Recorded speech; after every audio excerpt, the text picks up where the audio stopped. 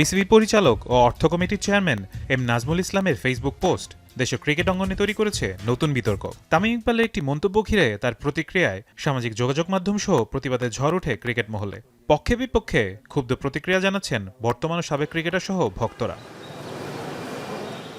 ঘটনার পর বিসিবি সভাপতির কাছে প্রতিবাদ লিপি পাঠিয়েছে cricketers welfare association of Bangladesh কোয়াপ। বলছে প্রকাশ্য ক্ষমা চাইতে হবে সংশ্লিষ্ট পরিচালককে, আর তাকে আনতে হবে জবাবদিহিতার আওতায়। পাবলিক প্ল্যাটফর্মে আসলে এই টাইপের ওয়ার্ড যখন যেখানে কিছু ইউজ করা ঠিক না, যাত্রার ব্যাপারেও কথা বলা ঠিক না, এটা অবশ্যই আরেকটু দুর্গন্ধ হতে পারত।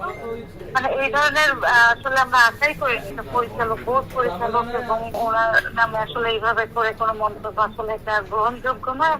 মুস্তাফিজকে আইপিএল থেকে বাদ দেওয়ার ঘটনাকে ধিক্কারজনক উল্লেখ করে কোয়াবের কার্যনির্বাহী সদস্য রোমান আহমেদ বললেন, বিশ্বকাপের বিষয়টি মাথায় রেখে সতর্কভাবে এগুতে হবে বোর্ডকে।